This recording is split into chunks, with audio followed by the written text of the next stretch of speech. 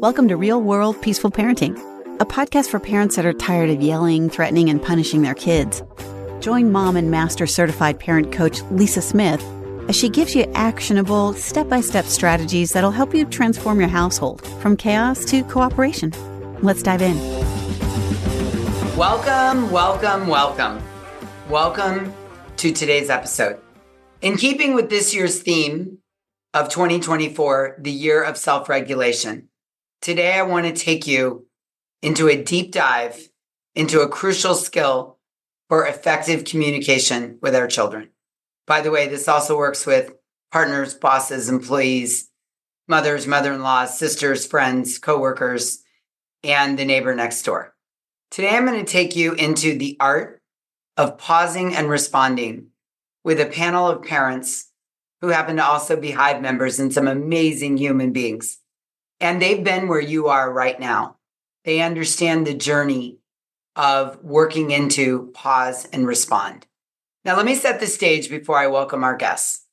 As parents, we've all been there, right? Faced with a situation where our immediate reaction might not be the most productive. Maybe it's a tantrum, a power struggle with your kid, a disagreement with your teenager, sibling fighting, or a moment of honest to goodness, pure defiance. Can you feel me? I know I've been there. And I know in these moments, your instinct, your urge might be to react impulsively, to react rather than respond. I know it. It happens. It becomes a habit. Maybe it's the household you grew up in. Maybe it's the way you've always operated. But what if you could learn to take a pause and respond thoughtfully in a productive way? Pause and respond rather than react. Let me just tell you, I want that for you. And I want that for your kids. And today, with the help of Kate, Dina, and Neil, who are all Hive members and parents and have been on the podcast before, today, the four of us are going to explore how the skill of pause and respond can completely transform your connection and your interaction with your kids. Let me say that again. The goal of today's episode is to explore how the skill, and I need you to hear that word, the skill of pause and respond can transform your interaction with your children and create deep connection. And it's like any other skill. It's something that can be learned and perfected over time. So welcome, Dina, Kate, and Neil. Thank you so much for being here today. You're welcome. Awesome. So as Hive members, I've been talking a lot lately. We've been coaching around, talking about and digging into how pause and respond is really a skill. And I think that when people first join the Hive, they come in wanting to be able to pause and respond rather than react. But I think they think it's like innate, or you're born with it, or it's something either you've got or you don't. But one of the things we've been talking about is how it's really a learned skill, much like riding a bike, right? So Dina, start us off and tell us about your transformation, where you started and where you're at now with the skill of pause and respond. Thanks for having me, Lisa. And to the listener, yes, it is a skill. I'm still on my journey of perfecting this skill or getting much better. I still struggle at times. One of my strong-willed daughter, who's 9.5, her initial reaction to everything is no, like even still at 9.5. And that is one thing that can highly trigger me. And in the past, I would just turn around and have something come out of my mouth, depending on whatever the situation was. A reaction, now, right? You would turn around and you would react to the no. Yep. And something would come out. What do you mean no? What did you just say? Like any of that reaction and response would come out. Now I expect the no to come out, and I kind of look at her, take a deep breath, and say, okay, I need a minute. Let's talk about this. So there's that slight pause that I'm not reacting to her no, and that I'm just acknowledging that's her initial response, and she's entitled to her response, but I'm giving it a moment to set it up for a better conversation versus a power struggle that we'll start to get into because I'm reacting to what she's saying. Yeah, that's great.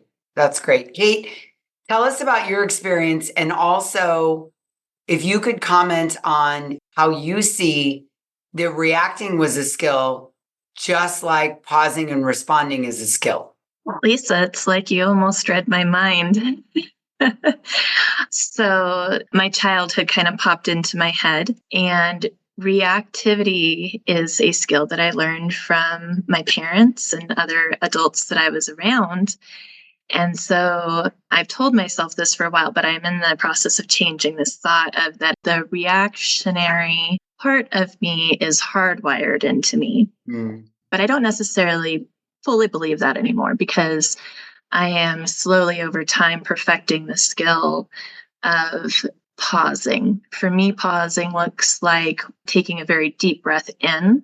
Occasionally, I have to walk away. And one tried and true method that I have found so that I don't snap and snarl is that I will say, "Excuse me for a moment. I have to go to the bathroom," because nobody's going to argue with you when you need to use the restroom. And I will go in and I will take a few deep breaths. And I tell myself, my child is not a lion. I'm not going to be eaten. And then I'm able to gather myself and go deal with whatever the situation is at hand. That's beautiful, Kate. Thank you for sharing that. That's wonderful. Neil, tell us about your journey from the skill of react to pause and respond. Very similar to what Kate said.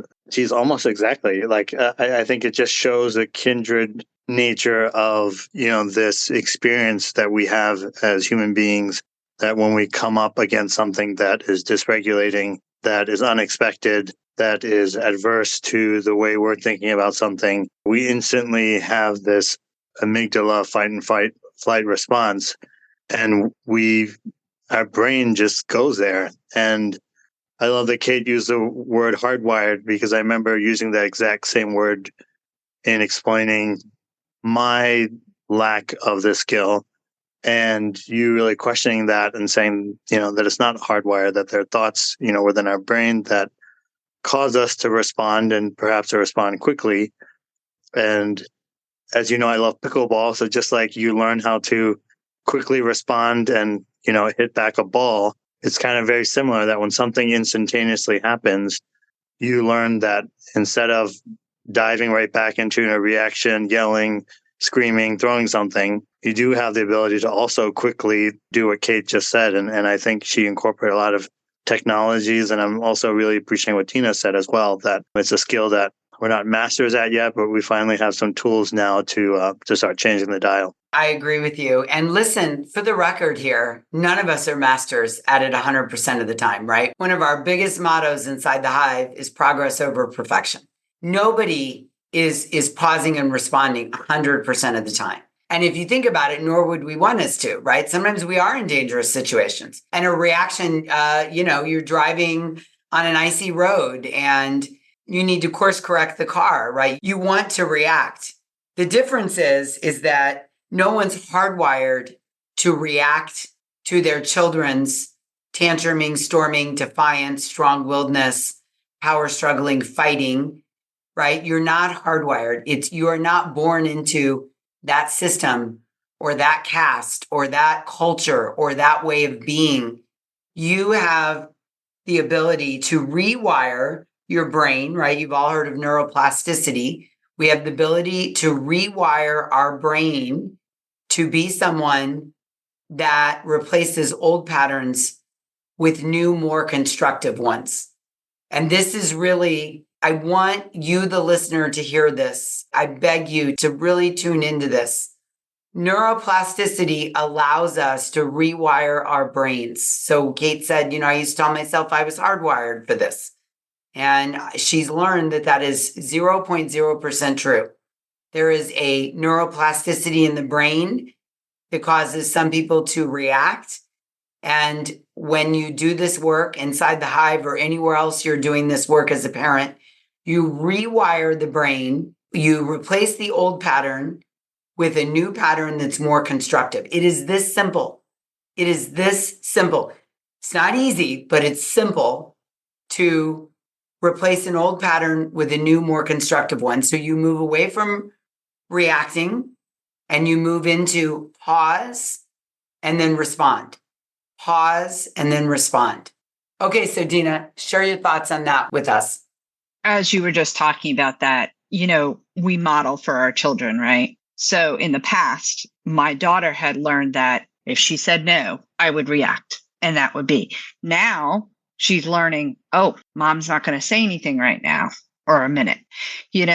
I can totally see our communication change. She has her reaction, but now she knows that I'm going to take a pause before I respond to her.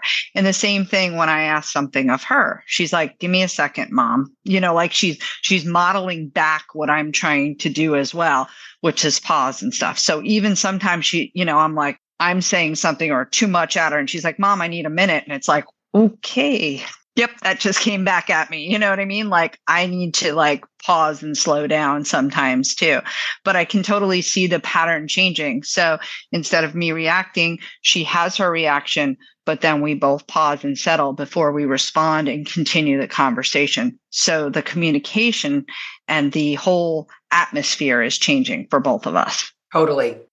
And what I just heard you say, which I love so much, is as I rewire my brain into a new useful pattern, I show her the way and I'm helping wire her brain into the pause and respond as well, because she has the neuroplasticity to learn the culture in the home.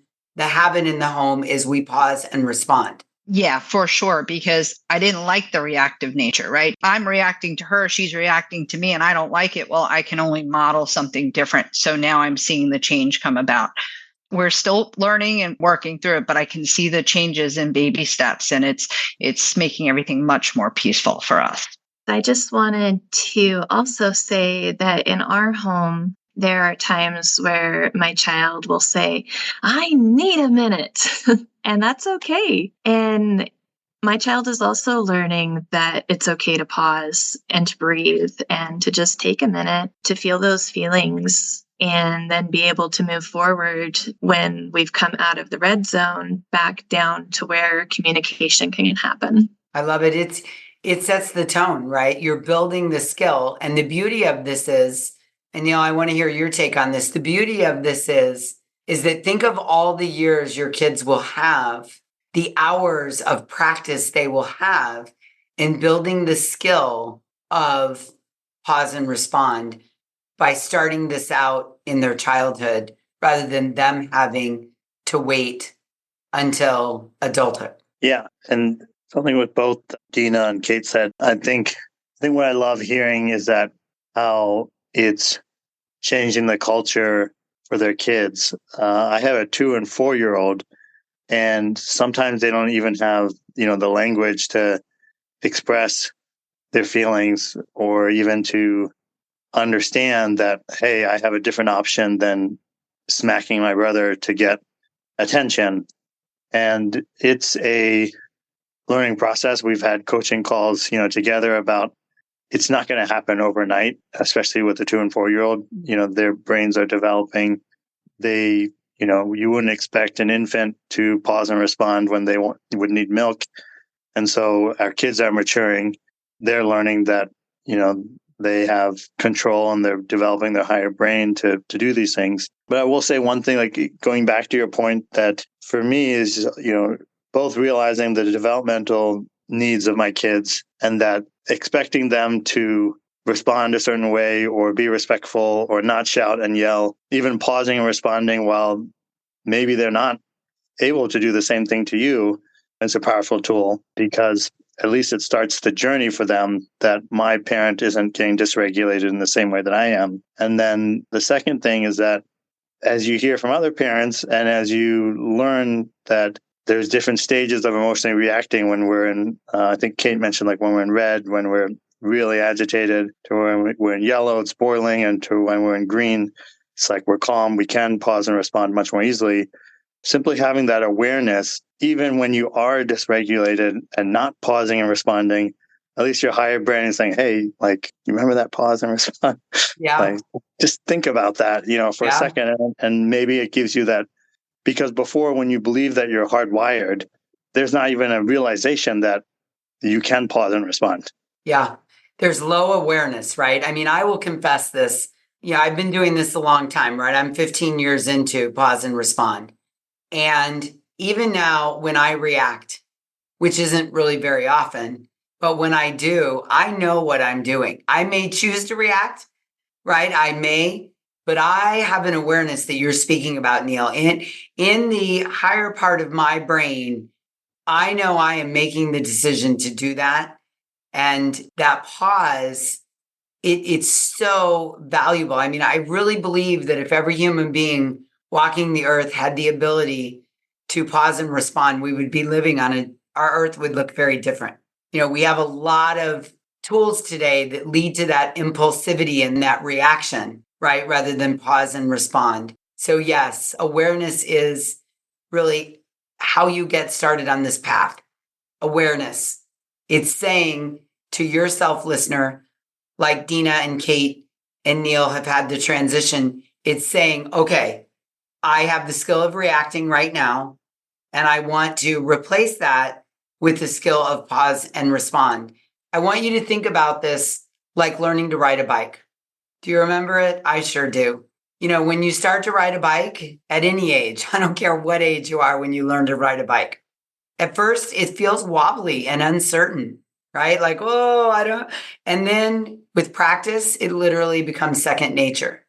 And, you know, by honing your ability to pause and respond, by practicing it over and over and over again, you get better and better and better at it. So one of my goals in today's episode and the impetus for inviting Dina, Kate, and Neil here is for you to see what's possible for you, no matter where you're starting, no matter how reactive you are right now as a parent, no matter how frustrated and angry and low in patience and you get with your children.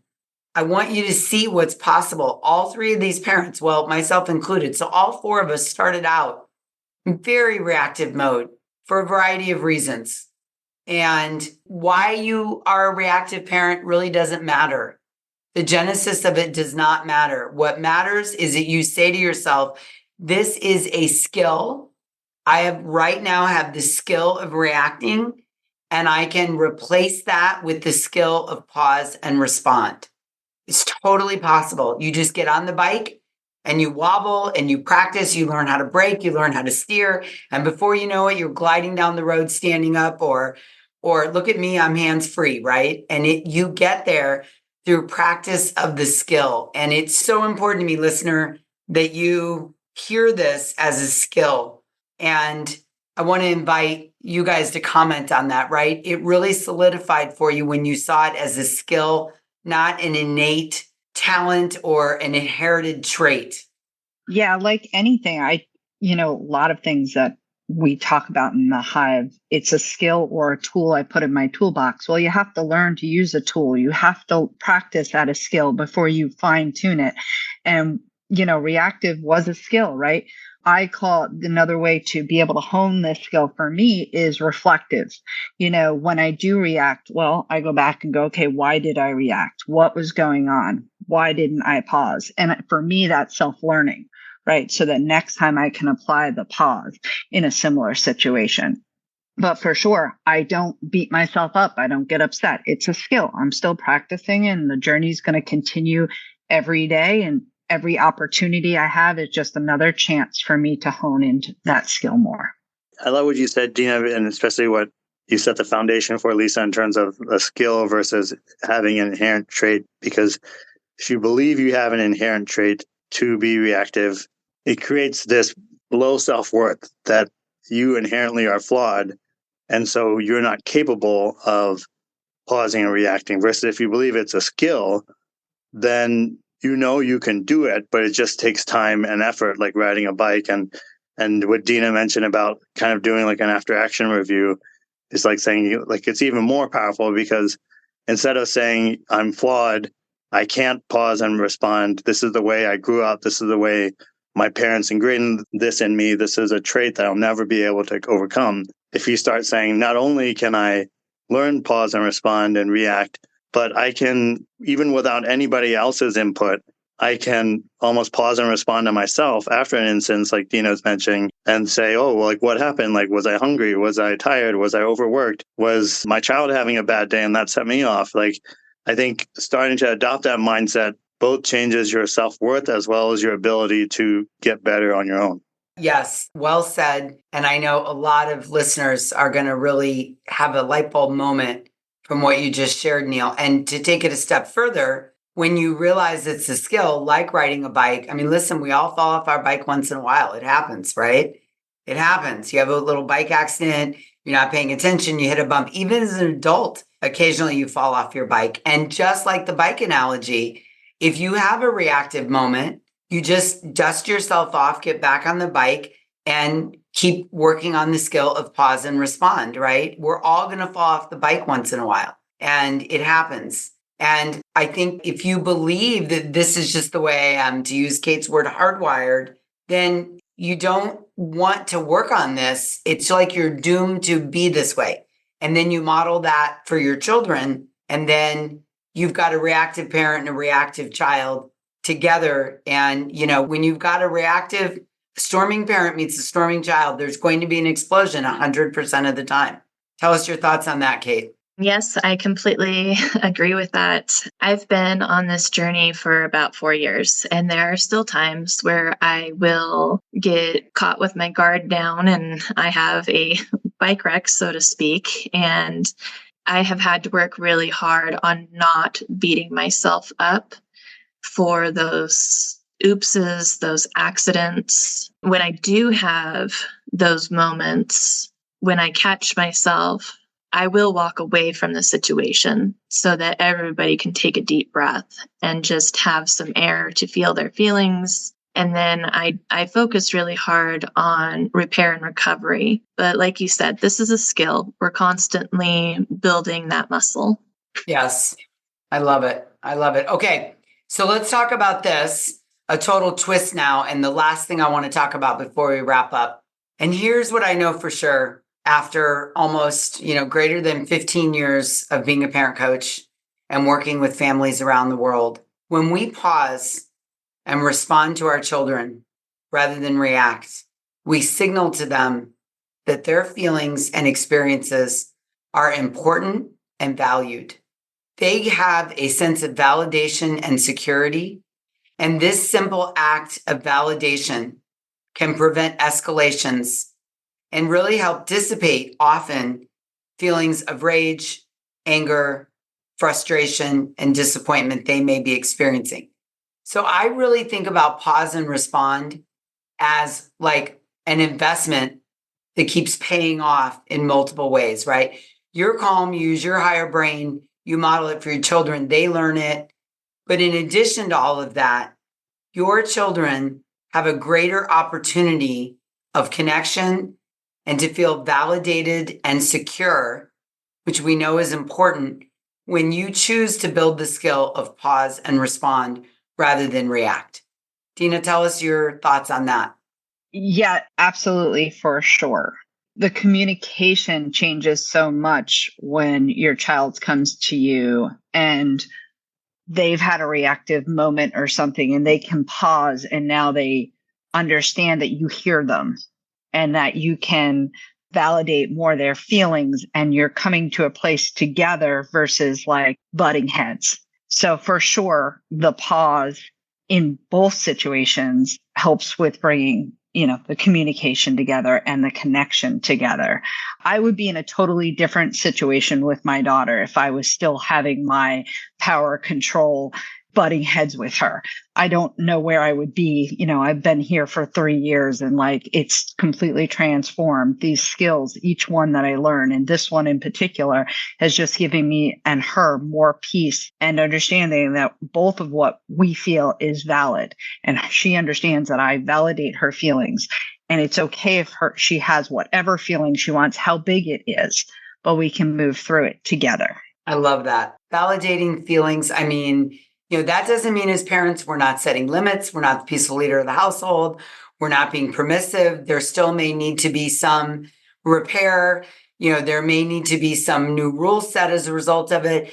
But in the midst of all of that, you're a human being as my child, and I can still take a moment to pause and validate your feelings and your experience for you and not take the situation personally. And the pause and respond invites all of that. Even listener, if you don't have that right now and you want that, the pause and respond is the step one in the roadmap to getting to the validation of the feelings and the connection, right, Neil? Yeah, because when you validate, it almost creates that space where you might not have the immediate answer. You might not even have a clear understanding of what's going on, but at least putting the other person's feelings first and foremost and trying to understand their point of view helps regulate yourself as well as give you a sense of the best way to respond rather than just being so caught up in your version of what happened, why it happened, and how it makes you feel.